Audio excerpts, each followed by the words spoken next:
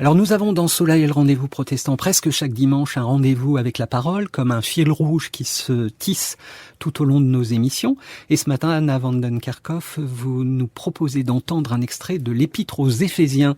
Nous nous rendons dans le chapitre 3, les 7 premiers versets, avec la voix du comédien Thierry Casazian.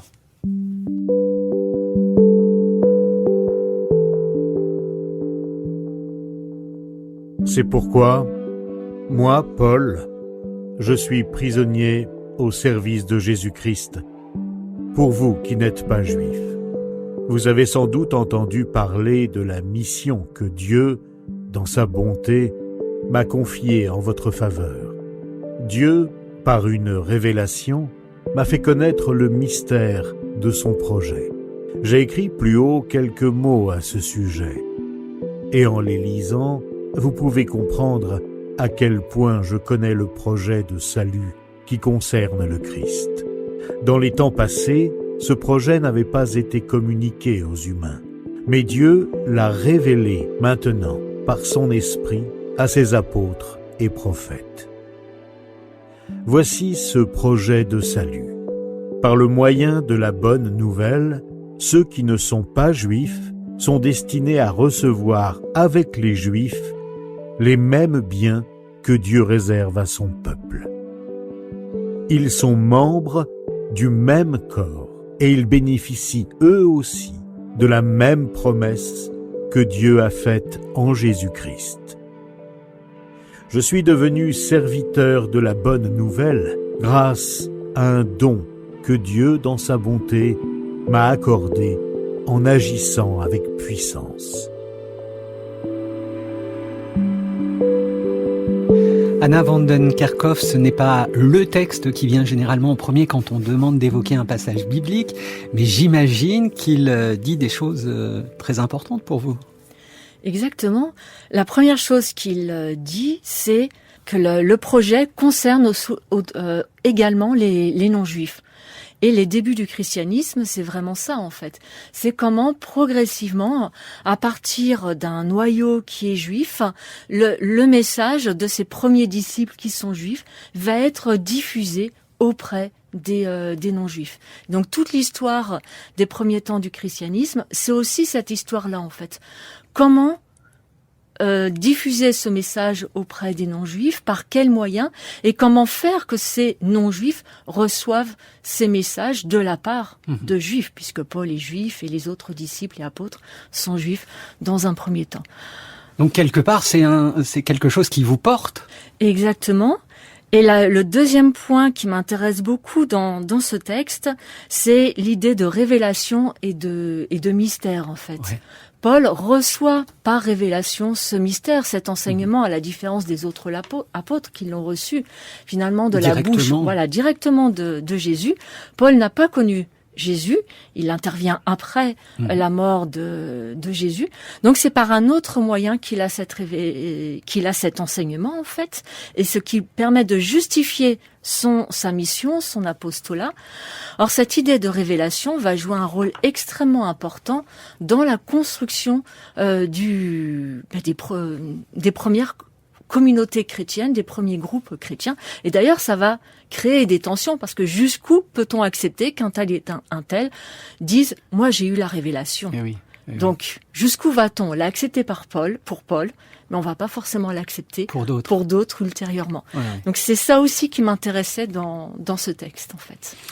Alors, tout à l'heure, vous avez évoqué votre doctorat.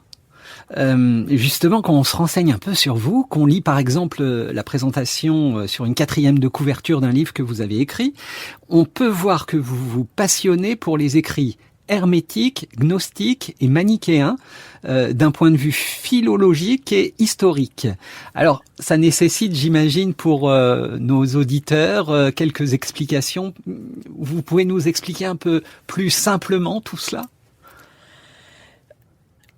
Quand j'ai débuté mes études, je pense que c'est important, j'avais demandé à quelqu'un que je connaissais très bien à l'époque, Jean-Daniel Dubois, qui a enseigné à l'IPT et qui après a été directeur d'études à l'EPHE.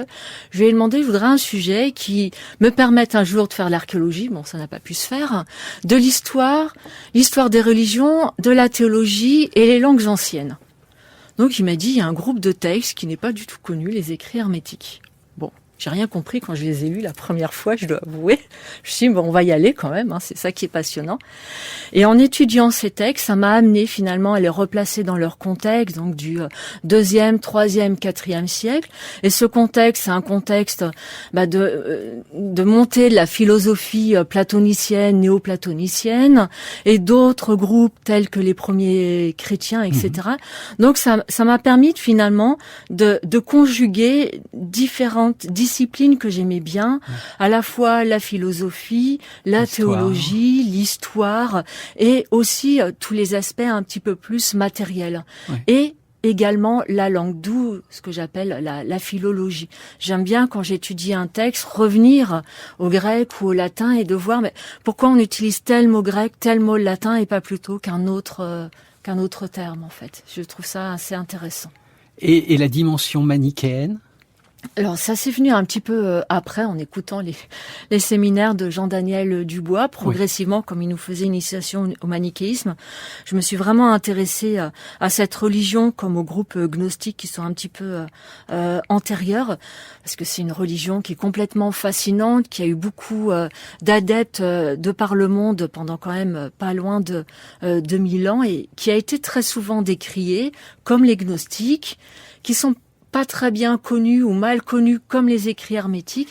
Vous pouvez en dire quelques mots de présentation pour situer les choses? Manichéisme, ça va être dur. C'est compliqué. La phrase clé, c'est 2 principes. Le principe de la lumière et du bien, et le principe du mal ou des ténèbres, et 3 temps. Le premier temps, les 2 principes sont de part et d'autre, ils s'occupent pas de l'un de l'autre. Le 2e temps, les ténèbres attaquent la lumière, c'est un combat.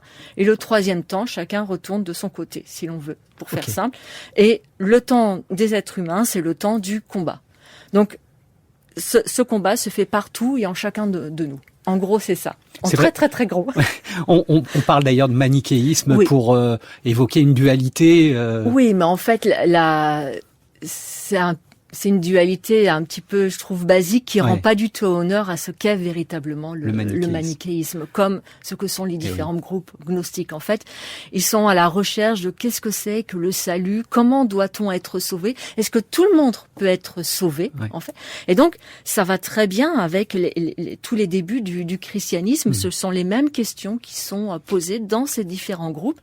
Que l'on retrouve aussi souvent quelque part dans les écrits, dans les premiers, enfin dans la Bible, dans le Nouveau Testament, dans les épîtres. Voilà, beaucoup de groupes gnostiques se fondent sur notamment les textes qui vont faire partie du Nouveau Testament. Il en va de même pour les manichéens. Donc c'est ça qui est intéressant. Je pense qu'on ne peut pas étudier les premiers temps du christianisme en mettant de côté les gnostiques, parce que beaucoup d'entre eux font partie de ces premiers groupes chrétiens, en fait. Tout à fait. C'est qu'ultérieurement qu'ils vont être mis de côté.